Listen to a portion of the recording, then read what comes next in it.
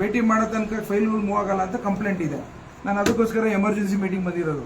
I want to clear it out. ನಾನೇ ಬೇಕಾದ್ರೆ ತಹಸೀಲ್ದಾರ್ ಕೆಲಸ ಮಾಡಕ್ಕೆ ರೆಡಿ ಇದ್ದೀನಿ, ವಿ ಎ ಕೆಲಸ ಮಾಡಕ್ಕೆ ರೆಡಿ ಇದ್ದೀನಿ. ಕಾನೂನು ಚೌಕಟ್ಟಲ್ಲಿ ಅವಕಾಶ ಇಲ್ಲ ಅಷ್ಟೇ. ಈಗ ನನಗೆ ಈ ಫೈಲ್ಸ್ಗಳು ಮೂವ್ಮೆಂಟಲ್ಲಿ ಡಿಲೇ ಆಗಂಗಿಲ್ಲ. You are accountable for me. ಏನು ನಿಮ್ಮ ಹೆಸರು? Shankar Rao. I will be taking you into task. You need to guide me. ಇದನ್ನ ನಿನ್ನ ತಪ್ಪೋ ಇಲ್ಲ ಅವ್ರ ತಪ್ಪೋ ನನಗೆ ಗೊತ್ತಾಗಬೇಕು. ಓಕೆ, ಈಗ ಒಂದು ಜನರದ್ದು ತಿದ್ದುಪಡಿದು ಪ್ರಾಬ್ಲಮ್ಸ್ಗಳು ನಾವು ಕೂತ್ಕೊಂಡು ಸಾರ್ಟ್ ಔಟ್ ಮಾಡೋಣ. RRT ಡಿಸ್ಪ್ಯೂಟ್ಸ್ ಏನಪ್ಪ, ಯಾರು ಮಾತಾಡೋರು ಇದ್ರ ಬಗ್ಗೆ?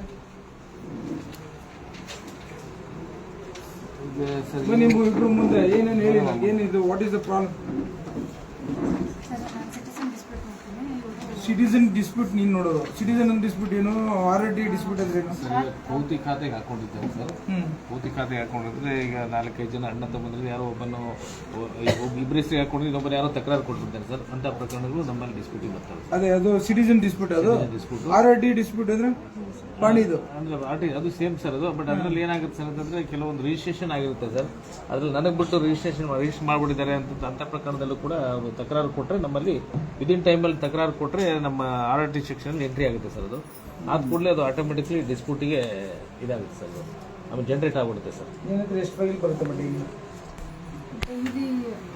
ವಾರಕ್ಕೆ ಎಷ್ಟು ತಿಂಗಳಿಗೆ ಎಷ್ಟು ಬರ್ತದೆ? ಏನಾಗಿದೆಯಾ ಬೇನಾ? ಓಕೆ, ನಿನ್ನ ಇಲ್ಲಿಗೆ ಹಾಕೊಂಡವ್ರೆ. ಕೋರ್ಟ್ ಸ್ಟೇ ಇರೋದು 12 ಕೇಸ್ ಇದೆ. Old case total dispute case 214 ಇದೆ. RA ಡಿಸ್ಪ್ಯೂಟ್ 77 ಇದೆ. 214 ಕೇಸು. ಎಷ್ಟು ದಿನದಿಂದ ಇದೆ ಇದು ಸರ್? ನಮ್ಮಲ್ಲಿ ಈಗ ಒಂದು ಆರೆಂಜ್ ಇದು ಮಾಡಿಬಿಡಿದೆ ಸರ್. 90 ಡೇಸ್ ಎವೋ ಕೇಸ್ ಇಟ್ಕೊಂಡಿಲ್ಲ.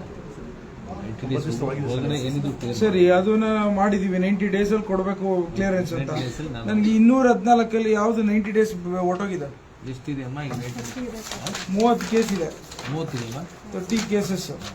ಈಗ ಯಾರು ಅದನ್ನ ರಿಸಾಲ್ವ್ ಮಾಡ್ಬೇಕಾದ್ರೆ? ಯಾರು ಹಿಯರಿಂಗ್? ತಹಸೀಲ್ದಾರ್ ಮಾಡಬೇಕು. ನಾವೇ ಮಾಡ್ತೀವಿ ಸರ್.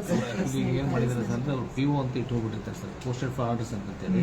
ಅಂಥವು ನಾನು ಆರ್ಡರ್ ಸಡನ್ ಆಗಿ ಮಾಡಕ್ಕೆ ಬರಲ್ಲ ಸರ್. ಅವ್ರು ಇನ್ನೊಂದು ನೋಟಿಸ್ ಕೊಟ್ಬಿಟ್ಟು ಆಮೇಲೆ ಅವರು ತಹಸೀಲ್ದಾರ್ ಚೇಂಜ್ ಆದ್ಮೇಲೆ ನೀವೊಂದು ಹಿಯರಿಂಗ್ ಮಾಡಬೇಕು. ಇದು 30 ಕೇಸ್ ಇದೆ. ಈಗ ನನಗೆ ಅದನ್ನು ಕ್ಲಿಯರ್ ಮಾಡಬೇಕು. Above 90 days. ಇನ್ನು ಮಿಕ್ಕಿದ್ದು ಆಯ್ತಮ್ಮ 30 ಕೇಸ್ ಆಯ್ತು. ಇನ್ನು 180 ಕೇಸ್ ಏನು? Regular cases sir. 3 ಮಂತ್ಸ್ ಒಳಗಡೆ ಇರ್ತದೆ ಸರ್. ಆಮೇಲೆ ಇವರು ಅಡ್ವೊಕೇಟ್ಸ್ ಎಲ್ಲ ಟೈಮ್ ತಗೊಳ್ತಾ ಇರ್ತಾರೆ ಸರ್. ನಾವೇನಿದ್ರು 30 ಡೇಸ್ 90 ಡೇಸ್ ಒಳಗಡೆ ನಾವು ಟೈಮ್ ಕೊಟ್ಟು ಅಲ್ಲ, ಎಲ್ಲಾನು ನಿಮ್ಮ ಕೋರ್ಟ್ ಹಿಯರಿಂಗ್ಗೆ ಬರಬೇಕಾ?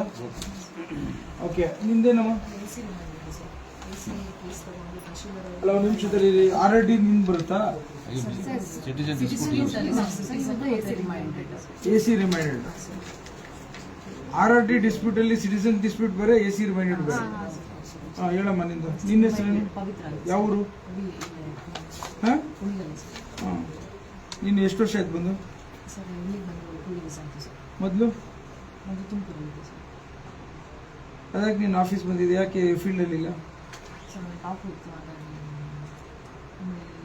ನನಗೆ ರಿಕ್ವೆಸ್ಟ್ ಮಾಡಿಲ್ಲ ಸರ್. ತಹಶೀಲ್ದಾರ್ ಹಿಂದೆ ಇದ್ದವರು ವರ್ಕ್ ಇದೆ ಅಂತ ಅಂದ್ಬಿಟ್ಟು. ಹೇಳಿಮ್ಮ ಏನಂತ ಸರ್. 245 ಟೋಟಲ್ ಕೇಸಸ್ ಬಂದಿದೆ. RCMS ತೋರಿಸುತ್ತೆ. ಅದು AC ರಿಮೈಂಡ್ ಮತ್ತೆ ಸಿಟಿಸನ್ ಎರಡು ಟೋಟಲ್ ಡಿಸ್ಪ್ಲೇ ಆಗುತ್ತೆ ಸರ್ ಅದರಲ್ಲಿ. ಈಗ ಪೆಂಡೆನ್ಸಿ ಈಗ ಯಾರು ಮಾಡ್ಬೇಕಮ್ಮ? 245 ಅಲ್ಲಿ 90 ಡೇಸ್ ಎಷ್ಟಿದೆ? ಅಲ್ಲಿದೆ ಸರ್. 46 ಇದೆ. ಇದು ಯಾರು ಮಾಡೋದು? ತಹಸೀಲ್ದಾರ್ ಮಾಡೋಕ? ಅದೇನಾಗುತ್ತೆ ಅಂತಂದ್ರೆ AC ನಿಮ್ದು 30 + 45, ನಿಮ್ದು 75 ಇದೆಯಲ್ರಿ? ಇಲ್ಲ ಸರ್, ಟೋಟಲ್ ಸೇರಿ ಅದರಲ್ಲಿ ಇದು ಎರಡು ಸೇರಿ ಕ್ಲಿಯರ್ ಕ್ಲಿಯರ್ ಮಾಡಿಸ್ತೀವಿ ಮಾಡ್ಬೇಕ್ರಿ. ಅದು ಆಯ್ತು. ಇದು ಇನ್ನು ಮಿಕ್ಕಿರೋದ್ರಲ್ಲಿ ಏನು ನಿನ್ ಪ್ರಾಬ್ಲಮ್ ಏನು ಬರುತ್ತೆ? ಜನದ ಏನು ಪ್ರಾಬ್ಲಮ್ ಹೇಳಮ್ಮ? ಸರ್, ಪ್ರೆಸೆಂಟ್ ಕೇಸಸ್ ಹಿಯರಿಂಗ್ ನಡೀತಾ ಇರುತ್ತೆ ಸರ್. ಅಲ್ಲ, ಅದು ಬಿಟ್ರೆ ನಿಮಗೆ ಜನರು ಇಲ್ಲಿ ಬಂದಾಗ ಕೇಸ್ ಹಾಕೋದು ವಿಚಾರಕ್ಕೆ ತಹಸೀಲ್ದಾರ್ ಕೋರ್ಟ್ಗೆ ಹಾಕ್ಬಿಟ್ಟು ಹೋಗ್ತಾರೆ. ಅದರಲ್ಲಿ ಏನೋ ಇಶ್ಯೂಸ್ಗಳೇನೇ ಇದೆಯಾ? You want to save it now or you want to save it privately? No sir, problem ಏನಿಲ್ಲ. ಅದು PO ಎಲ್ಲ ಆದೇಶ ಮಾಡಿ ಅಂತ ಪ್ರೀವಿಯಸ್ ಸ್ವಲ್ಪ ಬಾಕಿ ಇತ್ತು ಸರ್. ಮತ್ತೆ ಅವನ್ನೆಲ್ಲ ಕೇಸ್ ಹಿಯರಿಂಗ್ ಡೇಟ್ ಕೊಟ್ಟಿದ್ದೀವಿ. PO ಆಗಿ ಅದು ಹೇಳೋದು ನಿನ್ನಿಂದ ಬೈಪಾಸ್ ಆಗುತ್ತೆ. ಅಲ್ಲಿಗೆ ಪೋಸ್ಟ್ ಫಾರ್ ಆರ್ಡರ್ಸ್ ಅವ್ರು ಹಾಕತ್ತಾರೆ. ನಿನ್ಗೆ ಯಾಕೆ ಬರುತ್ತದು? ಅದು ಬೇರೆ ವಿಚಾರ. ನನಗೆ ಇಲ್ಲಿ ಹಾಕಿಕ್ಕಿಂತ ಮುಂಚೆ ಏನೋ ತೊಂದರೆ ಆಗುತ್ತಾ? ಇಮಿಡಿಯೇಟ್ ಆಗಿ ಇಂಟ್ರಾಕ್ಟ್ ಆಗ್ತಿದೆ ಇವ್ರ ಜೊತೆ, ಕಾಮನ್ ಮ್ಯಾನೇಜರ್ ಜೊತೆ? ನೋಟಿಸ್ ಇಶ್ಯೂ ಮಾಡ್ತೀವಿ ಸರ್. ಅವ್ರೇನಾದ್ರು ತೊಂದರೆಗಳು ತಕರಾರು ಏನಾದ್ರು ಇದೆಯಾ? ಎಷ್ಟು ಗಂಟೆಯಿಂದ ಎಷ್ಟು ಗಂಟೆ ಇಬ್ರು ವರ್ಕ್ ಮಾಡೋದು ನಿಮ್ದು ಆಫೀಸಲ್ಲಿ? ಇಲ್ಲ ಸರ್ ಕೆಳಗಡೆ ಎಷ್ಟೊತ್ತಿಂದ ಎಷ್ಟೊತ್ತು ಇರ್ತೀರಾ? 9:30 to 6 9:30 to 6. ಮಧ್ಯ ಊಟ ಎಷ್ಟು ಗಂಟೆಗೆ? 1:30 to 2:50. ಸಿಗಲಿಲ್ಲ ಅಂದ್ರೆ ಏನು ಮಾಡೋದು? ನಾನು ಇಲ್ಲೇ ಇರ್ತೀನಿ ಸರ್. ನಾವು ಊಟಕ್ಕೆ ನಾವು ಬಳಸ್ತೀವಿ. ಸರಿ, ಗುಡ್. ಈಗ ನಾನು ನಿಮ್ಗೆ ಕೇಳ್ತಾ ಇದ್ದೀನಿ, ಎಲ್ಲರನ್ನೂ ಕೇಳ್ಕೊತಾ ಇದ್ದೀನಿ, ಯಾರ್ಯಾರು ತಹಸೀಲ್ದಾರ್ ಆಫೀಸಲ್ಲಿ ಆ ಟೈಮಿಂಗಲ್ಲಿ ಇಲ್ಲ ಅಂದರೆ ಏನು ಮಾಡಬೇಕು? ನಾನು ಶೋಕಾಸ್ ನೋಟಿಸ್ ಕೊಡ್ತೀನಿ ಸರ್. ಅವ್ರ ಬಾಯಲ್ಲಿ ಹೇಳಲಿ. ಆಯ್ತು, ಇರಲಿಲ್ಲ ಅಂದ್ರೆ ಏನು ಮಾಡೋದು?